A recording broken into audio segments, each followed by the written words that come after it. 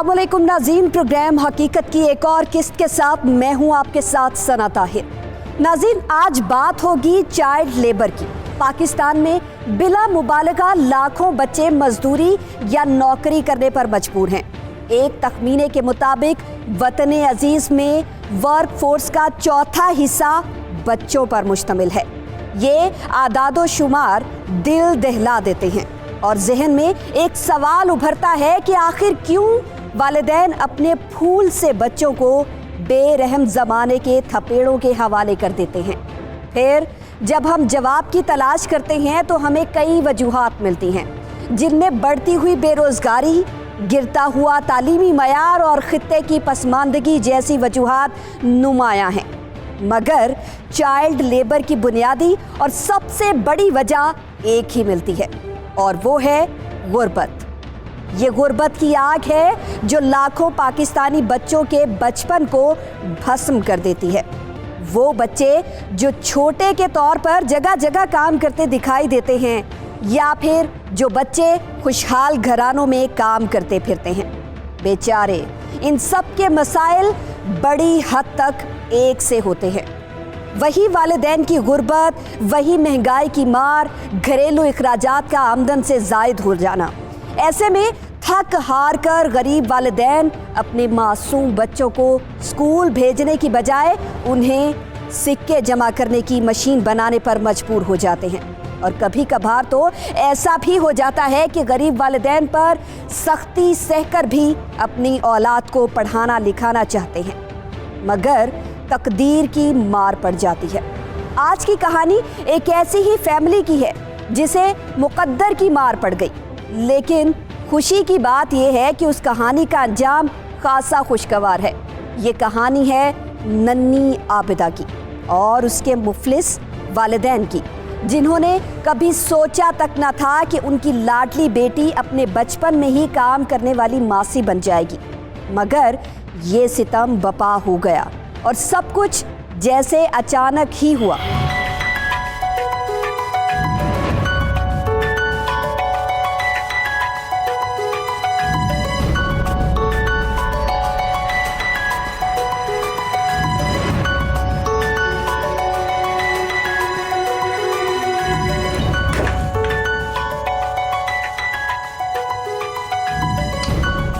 इनका मर्ज खतरनाक हद तक बढ़ चुका है, फौरन ऑपरेशन होगा।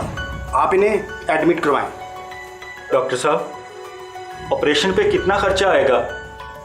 ये तकरीबन 40 से 50 हज़ार रुपये।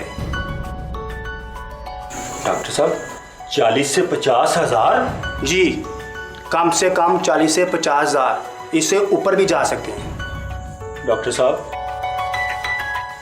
हमारे पास पैसे तो बिल्कुल नहीं है, वाकई हमारे पास पैसे नहीं है।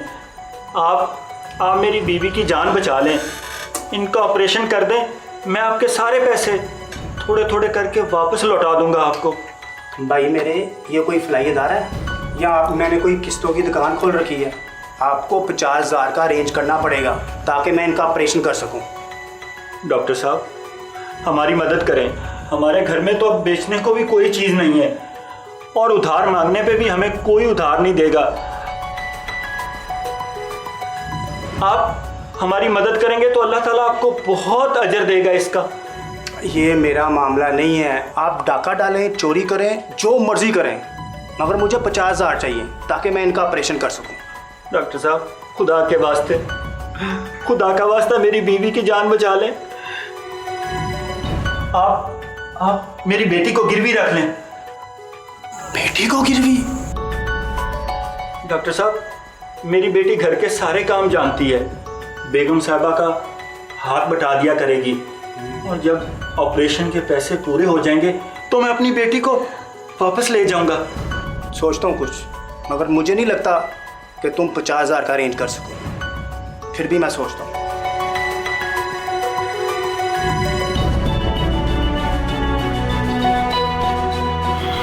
बैठे बिठाए नन्ही आबिदा का सौदा हो गया। उसके वालिदैन की मजबूरी ने उसके मुकद्दर पर स्याही मल दी। बच्ची बहुत परेशान थी, लेकिन उसके माँ बाप की मुसीबत और भी बढ़ती चली जा रही थी। फायजा की सर्जरी बर वक्त ना होती तो उसकी जान को खतरा था। ऑपरेशन का खर्चा आबिदा के वालिदैन की बिसात से बाहर था, तो उन्होंने अपनी सबसे कीमती शय, अपनी औलाद को गिरवी रख दिया। ऐसा नहीं कि फायजा का ऑपरेशन सरकारी अस्पताल में हो ही नहीं सकता था। मामूली सी सर्जरी थी, वो लोग किसी भी सरकारी अस्पताल में चले जाते तो फायजा का ऑपरेशन तकरीबन मुफ्त हो जाता। लेकिन कितने ही गरीब ऐसे भी हैं जो ये जानते तक नहीं कि हुकूमत अपने शहरियों की सेहत के लिए कितना काम कर चुकी है। अक्सर गुरबा इसलिए भी सरकारी अस्पताल में जाने से डरते हैं कि उनके ख्याल में आज भी वहाँ उनकी सुनवाई नहीं होती, उन पर जैसे कोई तवज्जो भी नहीं देता। लोग यही समझते हैं कि जब तक सिफारिश करने वाला कोई ना हो, मरीज का इलाज अच्छी तरह नहीं होता। सरकारी अस्पताल के बारे में अक्सर गरीब पाकिस्तानियों की यही राय है। हालांकि सूरत हाल इसके बरक्स है। अब पाकिस्तान के अक्सर सरकारी अस्पताल जदीद सहूलियात रखते हैं और मरीजों की मसीहाई बखूबी करते हैं। लेकिन अरशद और फायजा को उन बातों का जैसे इल्म ही नहीं था। जो ऑपरेशन मुफ्त हो सकता था, उसकी खातिर उन्होंने अपनी अजीज औलाद को गिरवी रख दिया। चल अब तक जल्दी कर, टाइम बहुत हो गया। अभी तेरा बाप आएगा ना तो बहुत सारी बातें करेगा। तेरा भी मैंने बैग भी पैक करना है। और तूने सुबह कुछ खाया है कि नहीं? नहीं। चाय भी नहीं पी? नहीं अम्मा। कब से कह रही हूँ कुछ खा ले कुछ खा ले। अम्मा इतनी तैयारी थी, भला आप इसको कुछ खिला देती। सारा काम मेरे सर पे है। अभी इसका बाप आएगा और ढेरों बातें सुनाएगा मुझे। चल जल्दी जल्दी से रेडी हो जा। अच्छा जल्दी कर, रेडी हो। फैजा, अरे ओ फैजा, आप का बैग लेकर आओ। अरशद डॉक्टर को लेकर आता ही होगा, फिर वो इंतजार थोड़ी ना करेंगे। आ रही हूँ अम्मा, एक तो आप जल्दी डाल देते हैं। मैंने बोला कि उनको कुछ टाइम लगेगा आने में।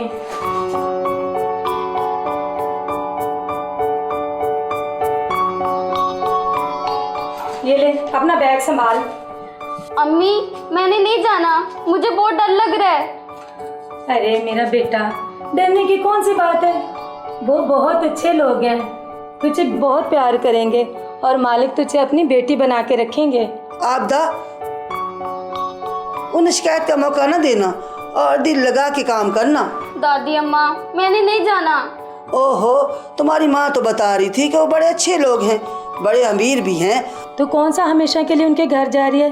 जब तेरे बाप का कर्जा उतरेगा ना, हम तुझे वापस ले आएंगे। मैंने नहीं जाना। बेटी, जाना तो तुझे पड़ेगा। तेरे बाप ने कर्ज लिया है, वहाँ तुम्हारा अलहदा कमरा होगा, उसमें खिलौने भी होंगे। खिलौने भी मिलेंगे? हाँ, बहुत से खिलौने मिलेंगे। फिर चाहे तो दिन रात उन खिलौनों से खेलती रहना। वो मुझे मारेंगे तो नहीं? लो, क्यों मारेंगे? तेरा बाप उनके हाथ ना तोड़ देगा। कोई मेरी बच्ची को मार के तो देखे। और आबदा, तो अपने दिल से ना सारा डर निकाल दे। वो पढ़े लिखे लोग हैं, वो तो अपने जानवरों के साथ इतना प्यार करते हैं, तुझे तो फिर वो अपनी बेटी बना के रखेंगे। हवा देने वाली ठंडी मशीन भी होगी। भला क्या नाम है उसका? फायदा? अम्मा एसी।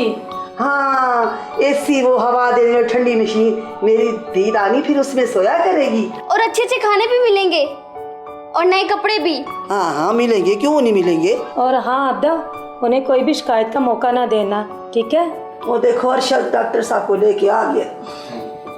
आ जाए डॉक्टर साहब, आ जाए। जी वालेकुम अस्सलाम। कैसे हैं आप लोग? हम तो ठीक है, आप सुनाएं। अल्लाह का बहुत शुक्र। बेटी का नाम क्या है जी? बताओ बेटा, आंटी को अपना नाम बताओ। आबदा। बेटा इधर आओ, मेरे पास बैठो। चलो आगे मेरा बेटा, आगे। जितनी प्यारी बेटी है उतना ही प्यारा नाम है, माशाल्लाह। देखा, कितने अच्छे लोग हैं। तुम तो ऐसी डर रही थी। डरने की कोई बात नहीं है बेटा, वो भी तुम्हारा अपना ही घर है। अब चलें? अभी डॉक्टर साहब, अभी तो आप आए हैं, थोड़ी देर हमारे घर में रुकें। फायदा आपके लिए खाना बनाने लगी है। हाँ जी, मैं खाना बनाती हूँ, बैठे। नहीं, किसी तकल्लुफ़ की कोई ज़रूरत नहीं है, हमें वैसे भी जल्दी है। आप बस बच्ची हमारे हवाले कीजिए और हमें इजाजत दीजिए। बच्ची तो अब आप ही की है, पर अब खाना तो खा कर जाए ना। जी अब आपदा की वजह से आना जाना तो लगा ही रहेगा, फिर सही क्यों डॉक्टर साहब? जी जी जी बिल्कुल। चलो जैसे चलो आपकी बेटा खुशी। चलो। चलो मेरा बेटा। आप चले, मैं बैग लेके आती हूँ आपका। जी अभी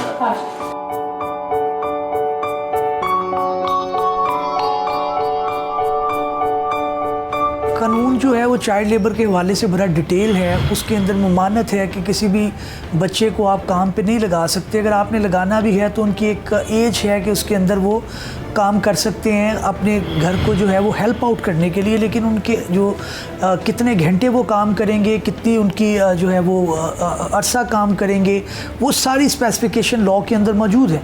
लेकिन प्रॉब्लम आपके यहाँ पे इम्प्लीमेंटेशन का है। आप जैसे बाकी इदारों में या बाकी जो डोमेन्स हैं उसमें आप देखते हैं कि कानून जो है उसका फुकदान नज़र आता है, उसकी इम्प्लीमेंटेशन का मसला आता है। तो इसी तरह से चाइल्ड लेबर भी जो है उसके मामले में भी हमें इम्प्लीमेंटेशन का मसला आता है। और वो एक ऐसा तबका है कि जो वैसे ही बेरोज़गारी की वजह से, जो है गुर्बत की वजह से काम तलाश करते हैं।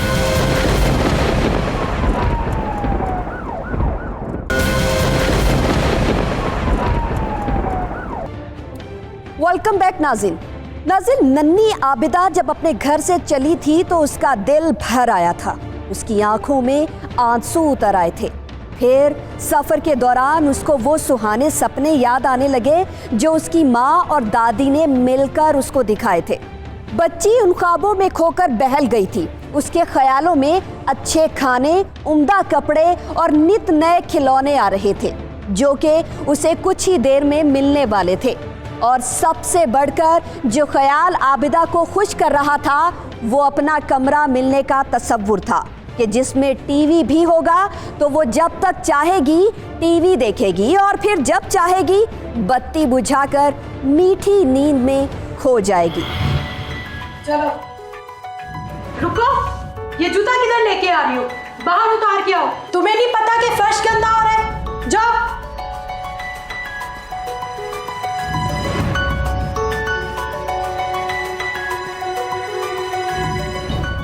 ये आज से तुम्हारा बिस्तर है और आज से तुम यहीं पे सोओगी। चलो लेट जाओ।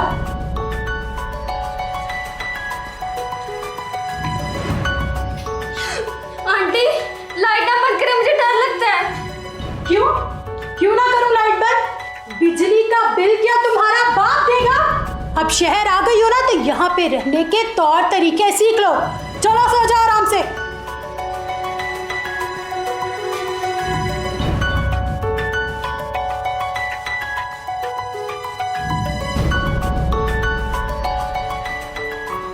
बच्चों अभी तक सोए नहीं आप दोनों?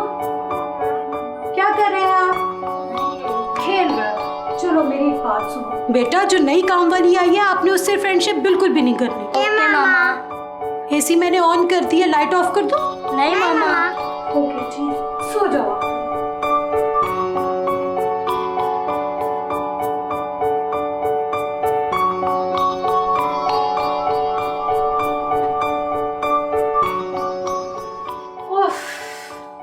हाउ स्टूपिड दे वर। कौन? वो जाहिल मुलाजमा और उसके घर वाले, उनके गंदे हाथों का बना हुआ खाना हम खा लें। एनीवेज, हमें तो मुफ्त की मुलाजमा से गर्ज थी, उसको हम ले आए हैं। बहुत ही जाहिल लड़की है, सब कुछ उसको मुझे ही सिखाना पड़ेगा। काम भी तुम्हारा है ना, फायदा भी तुम्हारा ही होना है।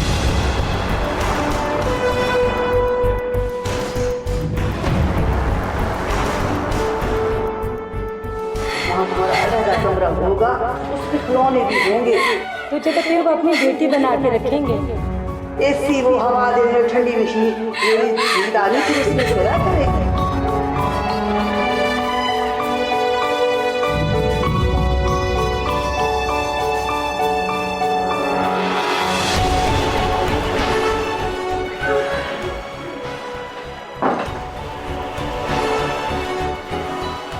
वाह, नवाबजादी अभी तक सोई पड़ी है।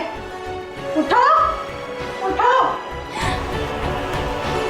तुम्हारे बाप का घर नहीं है जो अभी तक सो रही हो। बहुत से काम करने हैं तुम्हें अभी। मैंने कहा फौरन उठ जाओ।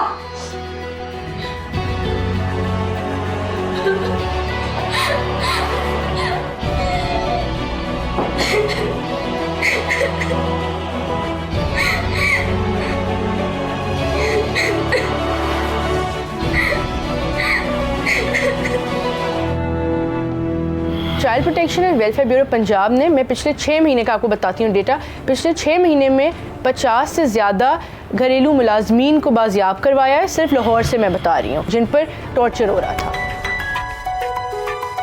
और आपदा कैसी है तू? जी आपदा यहाँ बहुत मज़े में है, माशाल्लाह बहुत खुश है। इधर आओ बेटी, मेरे पास बैठो।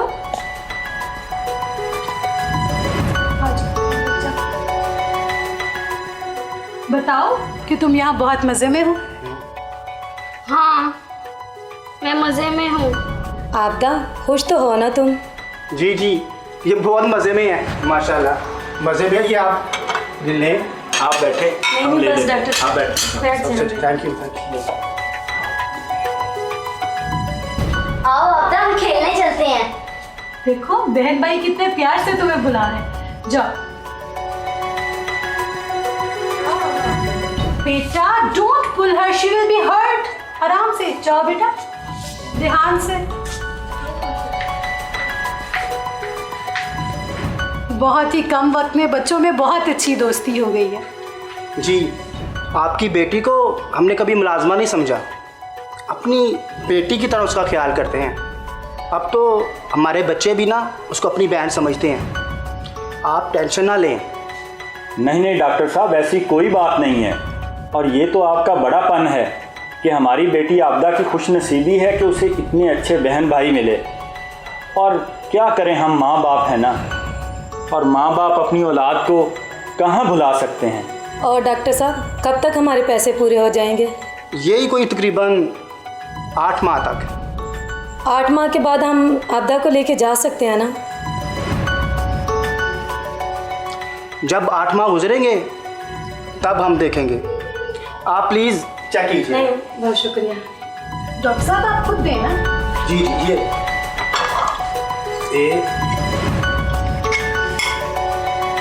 ये लें। आप ये टेस्ट है।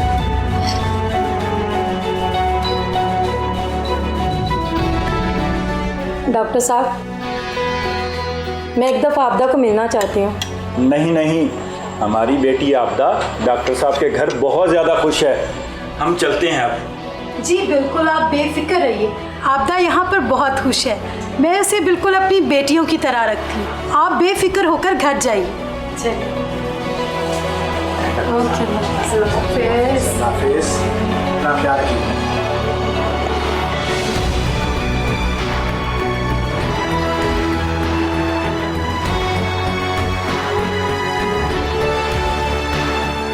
हमारी एक हेल्पलाइन है 1121, उस पर इत्तला आती है या फिर हमें मीडिया के थ्रू पता चल जाता है। अब हमारे यहाँ एक एक्ट है, चाइल्ड प्रोटेक्शन ब्यूरो एक एक्ट के तहत बना हुआ है जिसका नाम है Punjab destitute and neglected childrens act. ये 2004 में बना था। इसमें डिफरेंट सेक्शंस हैं, उसमें एक सेक्शन चाइल्ड अब्यूज़ और टॉर्चर का भी है। अकॉर्डिंग टू दैट हम एक्शन लेते हैं, पुलिस को बताते हैं कि ये वाला जो है दिफा ऐड करें FIR में, और हम जो है जो घर में जिन्होंने उनको एम्प्लॉय किया होता है एम्प्लॉयर्स, उनके खिलाफ एक्शन लेते हैं। क्या 8 माह के बाद वो हमारी बच्ची तो वापस कर देंगे ना? हाँ, क्यों नहीं, और बार बार ये बात तुम मुझसे क्यों पूछ रही हो? क्योंकि डॉक्टर साहब ने कोई सीधा जवाब तो दिया नहीं ना। तो डॉक्टर साहब क्या कहते हैं, हमारी बच्ची को वापस नहीं करेंगे वो? जब हमने उनको पूछा कि हम आपदा को 8 माह के बाद लेके जा सकते हैं, तो उन्होंने ये भी नहीं कहा कि हाँ। तो क्या कहा उसने? कहते हैं देखेंगे। ये क्या बात हुई? वही तो, कल को अगर वो मुकर गया या मेरी बच्ची पर किसी बड़ी चोरी का इल्ज़ाम लगा दिया तो फिर क्या फिर? या फिर ये कि अगर उन्होंने कुछ रकम की पेशकश कर दी और कहा कि आपदा को कुछ देर के लिए और रख लें तो? ना, रकम कितनी है? 50,000। ऐसी कोई बात नहीं है, ये तुम लोगों का वहम है। और तुम एक बात सिर्फ याद रखो कि हमारी बच्ची आपदा वहाँ अपनी खुशी से रह रही है, और अगर मुद्दत पूरी हो जाती है तो हम अपनी बच्ची को वापस ले आएंगे। घरों के अंदर जो लेबर्स है वहाँ पे भी यही हालत जो है वो मखदूश है कि वहाँ पे भी उनके हकूक़ का ख्याल नहीं रखा जाता, उनके हकूक़ की पासदारी नहीं की जाती। और उनको ना सिर्फ ये कि बल्कि 24 घंटे उनसे काम करवाया जाता है कि वो सो रहे हैं तो उनको नींद से उठा के कि जी घर के मालिक आ गया, आपने दरवाज़ा खोलना है, आपने खाना जो है उनको प्रोवाइड करना है, या इस तरह के जो छोटे काम हैं वो भी हम देखने में आए हैं। और इस तरह के तशद्दुद के वाक़यात भी जो है वो हम देख चुके हैं कि रिसेंट ईयर्स के अंदर मीडिया ने उठाए हैं। तो ये बड़ी एक अनफॉर्चुनेट एलिमेंट है जिसको जो है हुकूमत वक्त को ज़रूरत है कि इसके ऊपर प्रॉपर इम्प्लीमेंटेशन करे। क्या डॉक्टर की बीवी का सलूक आबिदा के साथ कुछ बेहतर हुआ? क्या 8 माह गुजर जाने के बाद आबिदा वापस अपने घर आ गई थी?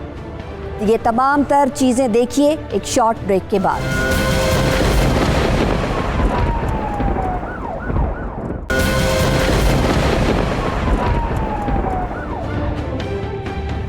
Welcome back.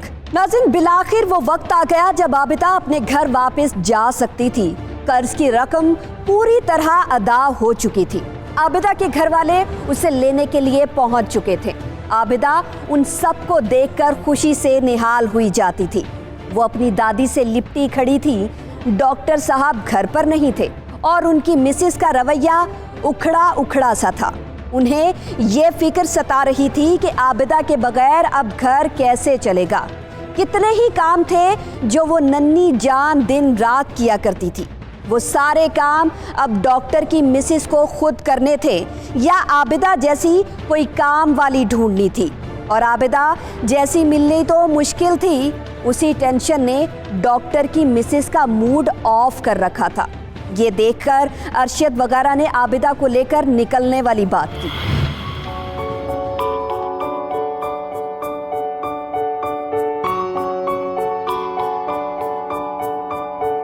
ये छोड़ दे काम, तेरे घर जाने का टाइम आ गया।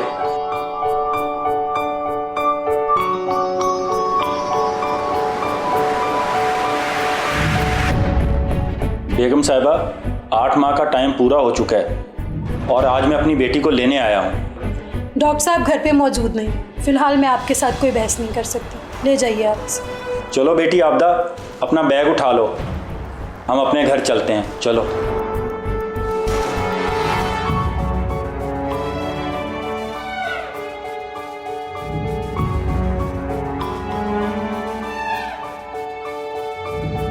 अच्छा बेगम साहिबा, हम चलते हैं।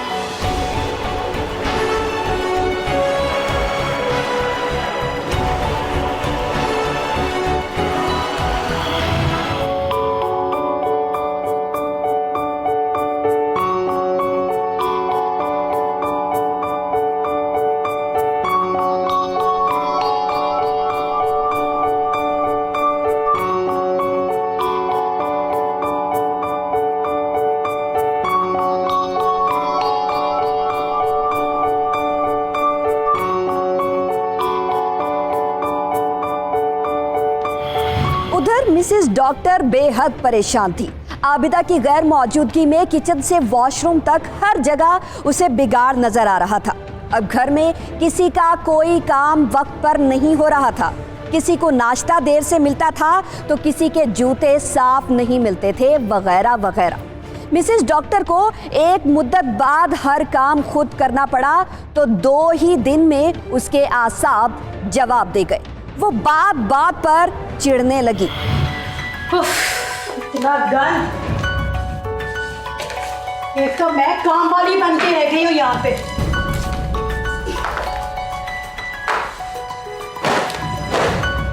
तुम दोनों क्या कर रहे हो? पीछे हटो। ये रखो अपने पीछे। इतने बड़े हो गए हो। मुस्तफा, ये क्या बदतमीजी है? ऊपर रखो इसको। नौकरानी नहीं हूं मैं तुम लोगों की।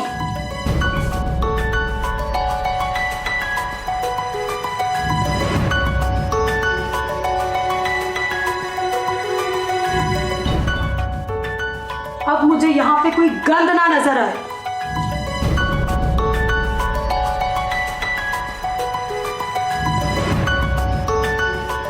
मुस्तफा, ये क्या बदतमीजी है? तुम लोगों को मैंने कितनी कितनी बार समझाया, पीछे हटो। बोलो क्या किया ये? अम्मा तो आप तक वापस बुला लेना। कैसे बुलाऊं उसे वापस? और तुम क्या कर रही हो? दो इधर फोन। क्यों मारिया हमें? हमने क्या कर दिया? तुम्हारे बाप को मैं फोन करती हूँ।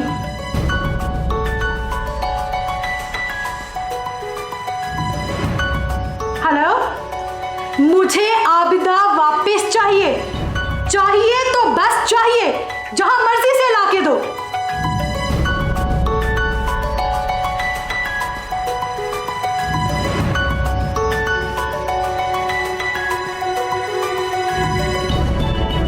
डिटेल बड़ी मुयस्सर है हमारे पास कानून के अंदर। वो यही है कि जो 15 साल तक का बच्चा है उसको आप जो है वो 4-5 घंटे के लिए काम पे रख सकते हैं। उसकी जो वेजेस हैं उसके बारे में जो है तफसील से लिखा गया है। लेकिन यहाँ पे आप देखते हैं कि बच्चे जो हैं वो 8, 9, 10 साल के बच्चे जो हैं आपको मार्केट के अंदर, मुख्तलिफ वर्कशॉप के अंदर, मुख्तलिफ फैक्ट्रियों के अंदर वो नज़र आते हैं। तो वो एक कानून की बिल्कुल मुनाफी चीज़ है। बिल्कुल कानून के अंदर इसकी स्पेसिफिकेशन है। फिर जब 18 ईयर्स ओल्ड जो है वो तो ज़ाहिर है अडल्ट आ जाता है, उसके अंदर वो काम कर सकता है। लेकिन 14 से 18 साल के बच्चे को काम अलाउड है। अब जो 14 साल का बच्चा है वो काम कितनी देर कर सकता है? वो 4 घंटे काम कर सकता है। उसकी वेजेस जो है वो मिनिमम वेजेस एक्ट के तहत होनी चाहिए, या फिर उसके अंदर वो जो उसकी एक्सपर्टीज़ के मुताबिक जो है वो उसको तनख्वाह मिलनी चाहिए। बाज़ औक़ात ये भी देखा गया है कि बच्चा समझ के उसको तनख्वाह भी नहीं दी जाती। और उसके अलावा आप देखती हैं कि जो 1 घंटे हैं उनका भी लिहाज नहीं किया जाता कि वो 4 घंटे ज़्यादा या 5 घंटे ज़्यादा काम कानून में लिखा हुआ है, तो आप देखते हैं कि उनको 10-10, 12-12 घंटे काम करवाया जाता है। अपनी बीवी के जबरदस्त इसरार पर डॉक्टर साहब ने अरशद को कॉल पर कॉल करनी शुरू कर दी। वो हर कीमत पर आबिदा को दोबारा अपने घर लाना चाहते थे। अरशद हर बार उन्हें टाल रहा था, मगर डॉक्टर साहब किसी तौर उसका पीछा छोड़ने पर राजी ना थे। वो आबिदा के बदले अरशद को यकमुश्त रकम देने के लिए तैयार थे। हर कॉल के बाद वो इस रकम में कुछ इजाफा कर देते। वो अरशद से ये अहद भी बांध रहे थे कि वो आबिदा को तालीम भी दिलवाएंगे। फिर उन्होंने आबिदा के बदले दी जाने वाली रकम कुछ इतनी बढ़ा दी कि हालात के हाथों इंतहाई तंग पड़े हुए अरशद का दिल भी डावाडोल हो गया।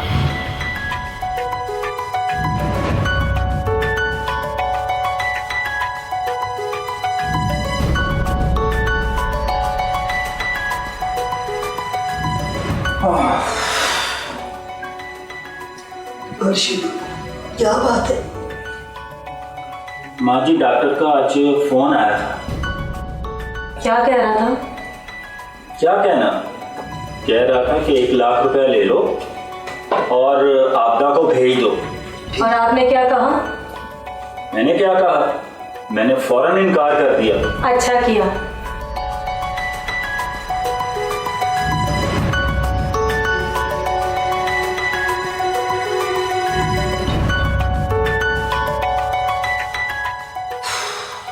माँ जी, डॉक्टर का आज फिर फ़ोन आया था मुझे। क्या कह रहा था वो?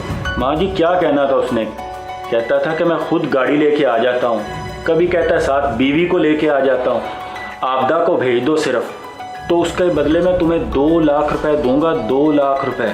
फिर तुमने क्या कहा? माँ जी, मैंने क्या कहना था? मैंने इनकार कर दिया। मैं अपनी फूल सी बेटी को उनके जुल्मों सितम बर्दाश्त करने के लिए क्यों भेजूं उनके पास? बेटा, ये तुमने बहुत अच्छा किया।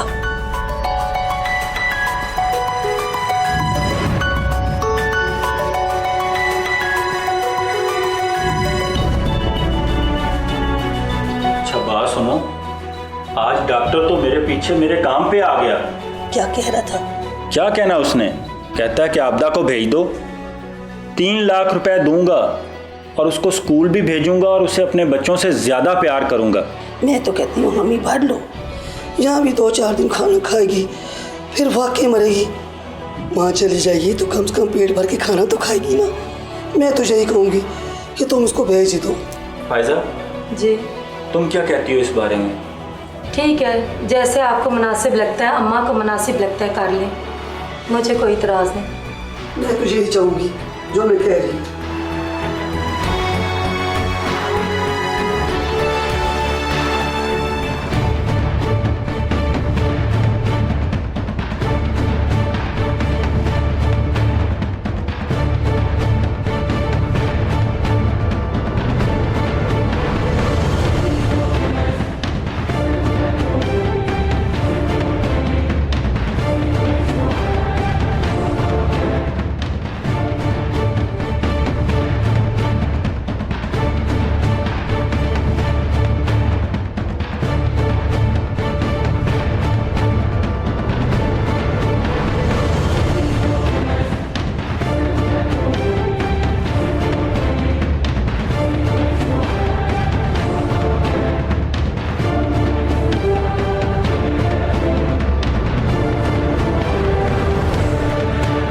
कानून तो जाहिर है किसी न किसी शक्ल में मौजूद है कि उनको कॉम्पनसेशन मिलनी चाहिए, और जो जिनके वो काम कर रहे थे उन्होंने जो कानून की लावर्जी की है, पेरेंट्स को भी इसके अंदर जो है वो उनको भी कटहरे में लाना चाहिए। उनको भी देखना चाहिए कि आपने गुर्बत की खातिर जो है वो अपने बच्चों को, सिर्फ गुर्बत का मामला नहीं है, सिर्फ यहाँ पे देखना ये पड़ता है कि यहाँ पे लिटरेसी के भी मामला है कि लोग जो है वो जाहिर है उतने एजुकेटेड नहीं हैं, उनको पैसों की ज़रूरत अगर नहीं भी है तो अपने ऐसे छोटे बच्चे को काम पे भेज देते हैं कि जो शायद अभी काम करने के काबिल भी नहीं है।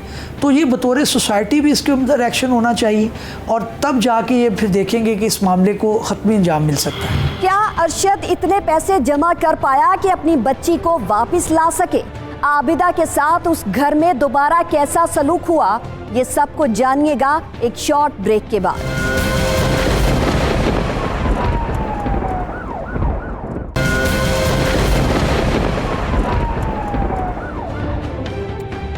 वेलकम बैक नाज़रीन। आबिदा के दिन रात फिर उसी तरह काम में गुजरते जा रहे थे। अब मिसेस डॉक्टर का आबिदा के साथ रवैया और भी सख्त हो गया था। अब तो वो जैसे आबिदा को अपनी जर खरीद लौंडी समझ रही थी। अब आबिदा जरा बड़ी भी हो चुकी थी।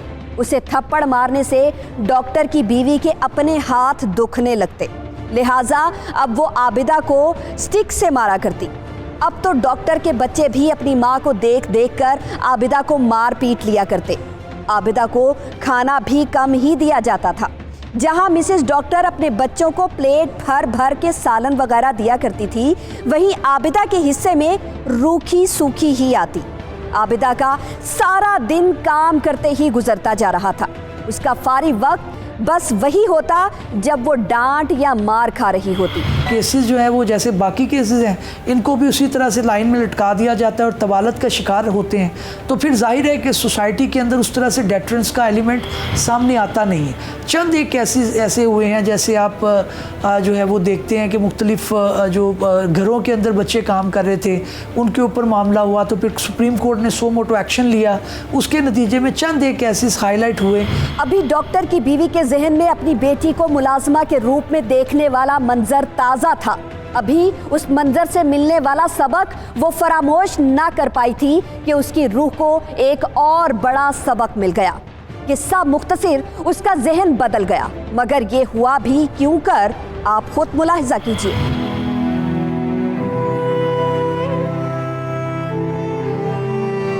अब तुम रिलैक्स हो भी जाओ, बच्चे हैं, वो खेल ही तो रहे थे। वो बात नहीं है, मैं कुछ और सोच रही थी। क्या सोच रही थी? आपको पता है, जब मेरी वालिदा की वफ़ात हुई थी मुझे बहुत तकलीफ हुई थी, और उसके बाद आज जब मैंने अपनी बच्ची को मुलाजमा बने देखा तो मेरा दिल फट गया। मैंने कहा ना, वो बच्चे थे, खेल ही तो रहे थे। सिर्फ एक खेल में मैं उसको मुलाजमा बने देख के इस कदर तकलीफ में चली गई। उन लोगों का क्या जिनके बच्चे लोगों की गालियां सुनते हैं, ज्यादतियां बर्दाश्त करते हैं और न जाने क्या क्या सहते हैं।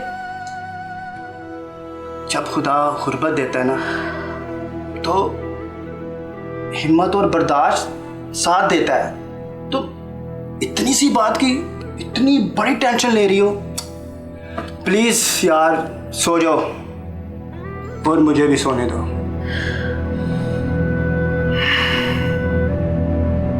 कानून हमारे बहुत अच्छे बने हुए हैं, लेकिन उनकी इम्प्लीमेंटेशन ठीक फॉर्म में नहीं हो रही।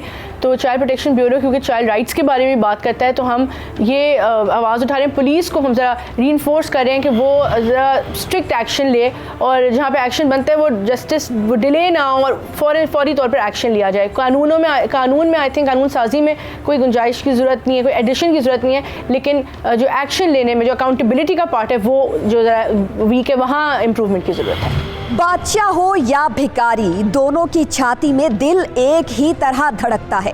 दीने फितरत इस हकीकत को बखूबी समझता है, इसलिए इस्लाम ताकतवरों को कमज़ोरों और अमीरों को गरीबों के साथ हुस्ने सलूक का हुक्म देता है। मुस्तफा बेटा, क्या पढ़ रहे हो? अम्मी दोस्त से एक बुक लाया हूँ। इसमें बहुत सी अच्छी अच्छी बातें हैं। अच्छी अच्छी बातें मुझे भी बताओ। अम्मी, आपने हज़रत अनस बिन मालिक के बारे में सुना है? हाँ बेटा, मैंने सुना है उनके बारे में। वो आप सल्लल्लाहु अलैहि वसल्लम के ख़ास खादम थे। अम्मी, हज़रत मोहम्मद सल्लल्लाहु अलैहि वसल्लम अपने गुलामों के साथ कैसे पेश आते थे? बेटा, वो अपने गुलामों के साथ बहुत अच्छा सलूक करते थे। अम्मी, क्या आप मुझे उनके बारे में कुछ बता सकती हैं? आप सल्लल्लाहु अलैहि वसल्लम हज़रत अनस बिन मालिक के साथ अपने बेटों जैसा सलूक करते थे। वो उन्हें अच्छा खाने को देते थे, अच्छा पहनने को देते थे, उनसे अच्छा सलूक करते थे। अम्मी, आप जैसे आबदा के साथ सलूक करती हैं। नहीं बेटा, हम उसके साथ अच्छा सलूक करते हैं। उसे अच्छा खाने को देते हैं, अच्छा पहनने को देते हैं, अच्छा रहने को देते हैं। क्या हम आबदा को तालीम नहीं दे सकते? हाँ बेटा, मैं उसका जल्दी एडमिशन करवाऊंगी। मैं उसका स्कूल में दाखिला करवाऊंगी, उसको स्कूल भेजूंगी।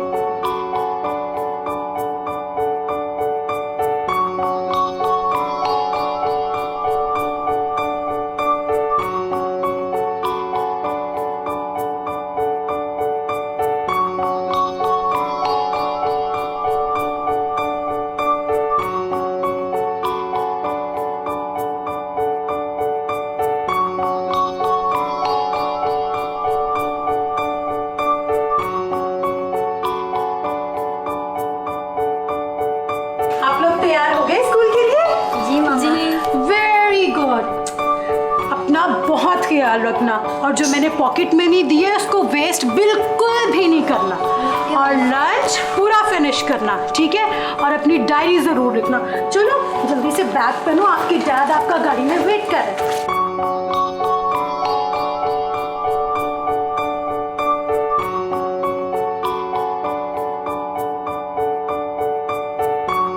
बहुत ख्याल रखो। चलो जल्दी जल्दी जल्दी। मामा तुम लोगों के लिए डिलीशियस लंच बनाते हैं। तमाम देखने वालों को ये मैसेज देना चाहूँगी कि हमारी एक चाइल्ड रेस्क्यू हेल्पलाइन है विच इज़ 1121। ये पूरे पंजाब भर में कहीं आप कोई चाइल्ड अब्यूज़ का, चाइल्ड डोमेस्टिक लेबर वायलेंस का वाक़या देखें, चाइल्ड बेगर्स देखें, हमें इस रेस्क्यू हेल्पलाइन पे इन्फॉर्म करें।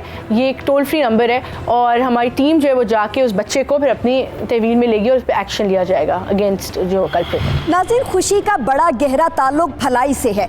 जब हम किसी का बेलौस भला करते हैं तो हमें गहरी रूहानी मुसरत होती है। इस कैफियत का नेमुल बदल कोई नहीं होता। दरअसल ये अमल हमें रब के नज़दीक कर देता है और अपने खुदा के कुर्बत से बड़ा हासिल और कुछ नहीं। फिर जैसी खुशी मिसेस डॉक्टर को उस वक्त हुई जब वो आबिदा को स्कूल के लिए तैयार कर रही थी, वैसी खुशी उसे कभी ना मिली थी। तो ज़रा गौर कीजिए, हर नेक अमल एक तरफ तो हमें आखिरत में इनाम व इकराम का हकदार बनाता है और दूसरी तरफ वो हमारी उसी ज़िंदगी में हमारे दिल को मुसर्रत से लबरेज कर देता है। फिर क्या ही अच्छा हो अगर हम सब खुद से कमज़ोरों के साथ मोहब्बत और मेहरबानी से पेश आया करें और ख़ास तौर पर अपने मुलाजमीन से हम अच्छा सलूक ही किया करें। ये वही रास्ता है जिस पर अल्लाह की रज़ा बढ़ के नसीब होती है। फिर नसीब वाले वही हैं जो अपने मुलाजमीन से हुस्ने सलूक से पेश आते हैं। रब्बे करीम हमें इसी सफ़ में शामिल होने की तौफीक अता फरमाए, आमीन। नाज़रीन, अपना और अपने प्यारों का बहुत ही ख्याल रखिए। किसी भी जुल्म ज़्यादती की ज़द में आने पर आप कर सकते हैं टीम हकीकत से राबिता। मुझे सना ताहिर को दीजिए इजाज़त। अल्लाह हाफिज़।